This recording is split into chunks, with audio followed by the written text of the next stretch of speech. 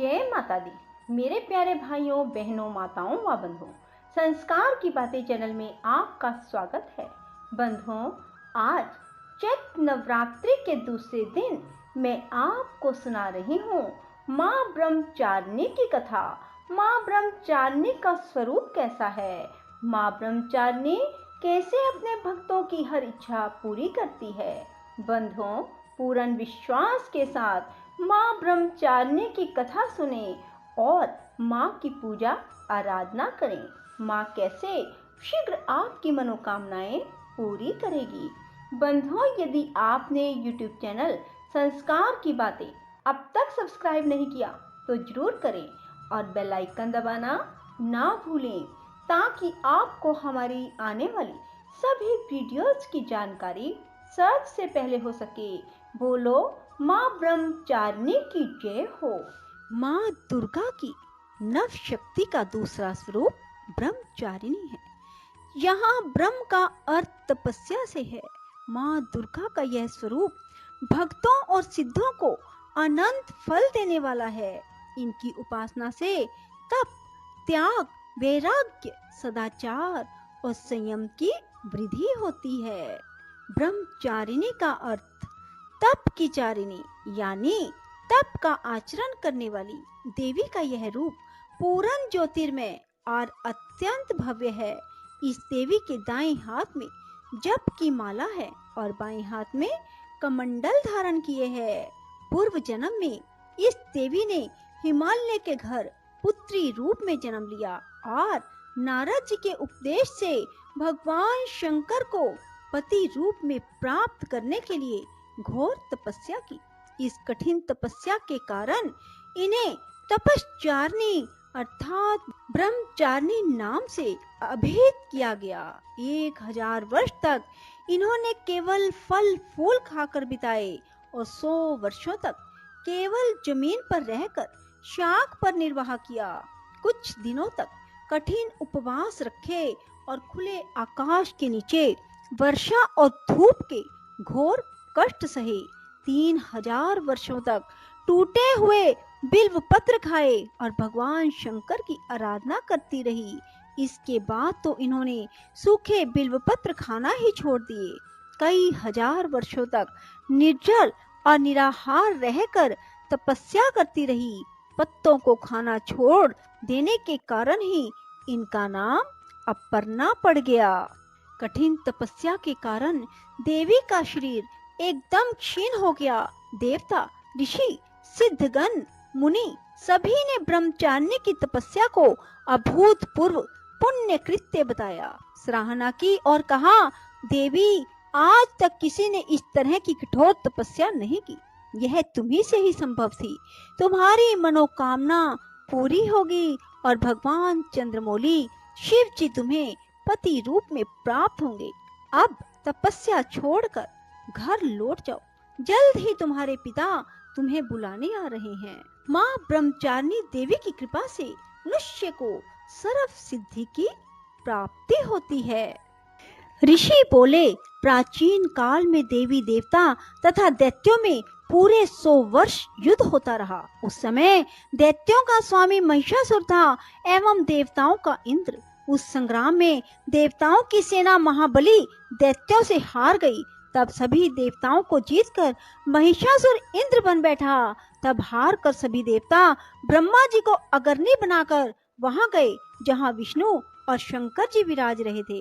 वहां पर देवताओं ने महिषासुर के सभी उपद्रव एवं अपने पराभव आदि का पूरा वृत्तांत कह सुनाया। उन्होंने कहा कि महिषासुर ने तो सूर्य, अग्नि, पवन, चंद्रमा, यम, वरुण इत्यादि अन्य सभी देवताओं के अधिकार छीन लिए हैं। स्वयं ही सबका अधिष्ठाता बन बैठा है। उसने सभी देवताओं को स्वर्ग से निकाल दिया। महिषासुर महादुरात्मा है। देवता पृथ्वी पर मृत्यु की भांति विचर रहे हैं। उसके वध का कोई उपाय कीजिए। इस प्रकार मधुसूदन और महादेव जी ने देवताओं के वचन सुने तो क्रोध से उनकी भौहें तन गई। तब भगवान विष्णु के मुख से एक महान तेज प्रकट हुआ। इसी प्रकार ब्रह्मा तथा शंकर के मुख से तेज प्रकट हुआ दूसरे इंद्र आदि देवताओं के शरीर से भी महान तेज प्रकट हो आया। सभी तेज मिलकर एक हो गए। वह तेज पुंज इतना उग्र था जैसे कि जलता हुआ पहाड़ हो। देवताओं ने देखा उसकी ज्वालाएं सभी दिशाओं में फैल रही हैं। जब वह एक हुआ तो नारी के रूप में आ गया। महादेव जी के तेज से उसका मुख प्रकट हुआ, यम के तेज से उसके केश हुए, विष्णु के तेज से उस देवी की भुजाएं प्रकट हुई, चंद्रमा से दोनों स्तन, इंद्र के तेज से उसका कटी प्रदेश, वरुण के तेज से जंघा व उरुस्थल, पृथ्वी के तेज से नितंबों का प्रादुर्भाव हुआ, ब्रह्मा के तेज से दोनों चरण, सूर्य के तेज से चरणों की उंगलियां, वसुओं के तेज से हाथों की उंगलियां, कुबेर के तेज से नासिका का आविर्भाव हुआ। उसके दांत प्रजापति के तेज से प्रकट हुए, अग्नि के तेज से 3 नेत्र हुए, संध्याओं के तेज से दोनों भौहें, वायु के तेज से दोनों कान उत्पन्न हुए। इसी प्रकार समस्त देवताओं के तेज द्वारा भगवती का प्रादुर्भाव हुआ। इस प्रकार सभी देवताओं के तेज पुंज से प्रकट हुई देवी जी को देखकर महिषासुर से पीड़ित समस्त देवता प्रसन्न हुए। महादेव ने देवी को अपने त्रिशूल से शूल निकाल कर दे दिया। श्री विष्णु जी ने अपना सुदर्शन चक्र प्रकट करके दिया। वरुण ने शंख और अग्नि ने उसे शक्ति दी। मारुत ने उन्हें धनुष दिया और बाणों से भरपूर 2 कर्कश से दिए। देवराज इंद्र ने अपने वज्र से वज्र पैदा कर दिए। फिर सहस्त्र नेत्र इंद्र ने ऐरावत हाथी से घंटा दिया। यमराज ने काल दंड से दंड प्रदान किया। सागर पति ने रुद्राक्ष माला अर्पित की। ब्रह्मा ने कमंडल भेंट किया। सूर्य ने भगवती के भी रोम कूपों में अपनी किरणें प्रदान की। काल ने तलवार और उत्तम ढाल अर्पण की। क्षीर सागर ने हार और कभी ना पुराने होने वाले 2 वस्त्र भेंट किए। इसी प्रकार चूड़ामणि, दिव्य कुंडल, 2 कड़े भी भेंट किए तथा चमकता हुआ अर्धचंद्र, सभी भुजाओं के लिए बाजूबंद और चरणों के लिए नुपुर और कंठ के लिए सर्वोत्तम कंठुला भेंट किया। इसी प्रकार सभी उंगलियों के लिए जड़ित मुद्रिकाएं प्रदान की। विश्वकर्मा ने निर्मल परशु भेंट किया और अनेक रूपों वाले अस्त्र, अभेद कवच, मस्तक और गले में धारण करने के योग्य कभी ना कुम्भलाने वाली कमलों की माला दी। जल्दी ने उसे बहुत सुंदर कमल दिया। हिमालय ने वाहन के लिए सिंह और भी अनेक प्रकार के रत्न भेंट किए। कुबेर ने सुरा से भरपूर पात्र दिया। सभी नागों के स्वामी एवं पृथ्वी धारण करने वाले शेष जी ने महामणियों से सुशोभित नाग हार दिया।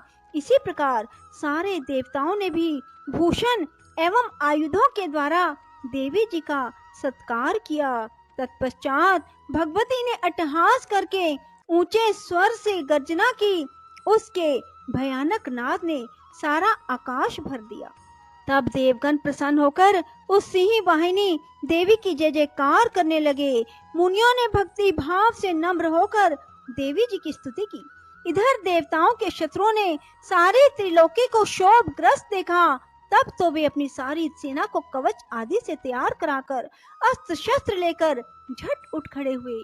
महिषासुर क्रोध में आकर बोला, अरे क्या कर रहे हो? इतना कहकर सभी दैत्यों के साथ घिरकर उस सिंहनाद की ओर भागा। वहां जाकर उसने तीनों लोकों को अपने तेज से प्रकाशित करती हुई देवी को देखा।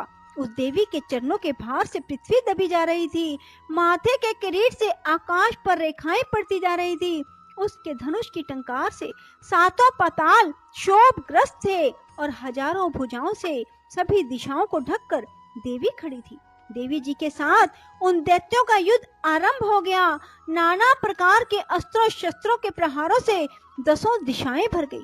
महिषासुर का सेनापति उस समय चिक्षुर नाम का एक महान दैत्य था। देवी जी के साथ उसी का युद्ध होने लगा। इसी प्रकार अन्य दैत्यों को चतुरंगिनी सेना को साथ लेकर चामर भी युद्ध करने लगे। 60,000 रथियों को लेकर उदग्र महादैत्य भी युद्ध में प्रवृत्त हो गया। महाहनु दैत्य 5 करोड़ रथियों के साथ युद्ध में आ गया। 60 लाख रथियों से आवृत वाशकल दैत्य युद्ध में उतर पड़ा। पारिवारिक दैत्य हाथी एवं घोड़ों के अनेकों सवारों के समूह से घिरा हुआ रथियों को साथ लाकर देवी जी के साथ युद्ध करने लगा। उस रंग आंगन में स्वयं महिषासुर भी रथों, हाथियों, अश्वों की सेनाओं से घिरा पड़ा था।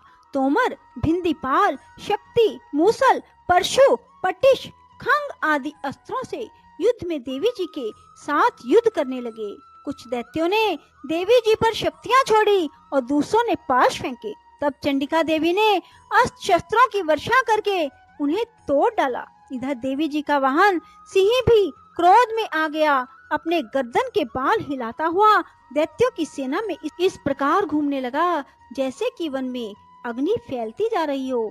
उस युद्ध भूमि में युद्ध करती हुई अंबिका ने जितने श्वास छोड़े वे ही झटपट सैकड़ों हजारों गणों के रूप में परिणित हो गए। प्रकट होकर उन गणों ने खंग, भिंदीपाल, परशु, पटिश आदि शस्त्रों से युद्ध आरंभ कर दिया। देवी जी की शक्ति से वृद्धि पाकर वे गण दैत्यों का नाश करने लगे। साथ में दूसरे गण नगाड़े, शंख आदि बजाने लगे। महती प्रसन्नता देने वाले उस युद्ध रूप उत्साह में कुछ एक ने मृदंग बजाए। तब देवी जी ने त्रिशूल, गदा, शक्तियों की वर्षा से तलवार आदि शस्त्रों से सैकड़ों महान असुर मार डाले और दूसरे कितने ही दैत्यों को घंटा के भयप्रद नाद से मूर्छित करके मार कर गिराया। मेरे दैत्यों को पास से बांधकर पृथ्वी पर घसीट डाला। कितने तो गदा की चोट से घायल होकर पृथ्वी पर सो गए। मूसलों के प्रहार से कई एक रुधिर वमन करने लगे। कई एक शूल द्वारा वक्ष तल फट जाने से पृथ्वी पर सो गए। कितने ही दैत्य बाणों की वर्षा द्वारा युद्ध करते हुए प्राण छोड़ने लगे और कितने ही दैत्यों की भुजाएं कट गई। कितनों की गिरवाएं छिन्न भिन्न हो गई। कई दैत्यों के सिर कट गए, कुछ मध्य से विदीर्ण हो गए। कुछ दैत्यों की जंघाएं कट गई और पृथ्वी पर गिर गए। कुछ एक दैत्यों को तो एक भुजा, एक आंख और एक पांव वाला करके दो टुकड़े कर डाले। मार मार कर गिराए हुए रथी, हाथी, घोड़े और असुरों की लाशों के द्वारा जहां महायुद्ध हो रहा था वहां की पृथ्वी इस प्रकार भर गई कि वहां पर आना जाना कठिन हो गया। वहां सेना एवं असुरों के रुधिर बहने से रुधिर की बड़ी बड़ी नदियां बहने लगी। जगदम्बा जी ने एक क्षण में ही दैत्यों की महती सेना का इस प्रकार नाश कर दिया जैसे कि लकड़ियों के बड़े ढेर को अग्नि जला देती है। देवी का वाहन सिंह अपने बालों को छटकाता हुआ बड़ी गर्जना करता हुआ दैत्यों के शरीर से मानो प्राण ही चुन रहा हो इस प्रकार घूमने लगा। देवी जी के उन गणों ने महाअसुरों के साथ बड़ा युद्ध किया जिससे देवता प्रसन्न होकर आकाश से फूलों की वर्षा करने लगे। बोलो माँ जगदम्बा की जय, बोलो दुर्गे मात की जय, बोलो पहाड़ा वाली की जय, सभी के दुखड़ों को दूर करने वाली माता की जय, सबकी चिंताएं दूर करने वाली माँ तेरी सदा ही जय। जय कारा शेरम वलीदा, बोल सांचे दरबार की जय। राधे राधे, जय श्री कृष्णा। बंधुओं, यदि आपको हमारी वीडियो पसंद आए तो इसे लाइक करें और शेयर भी जरूर करें। धन्यवाद।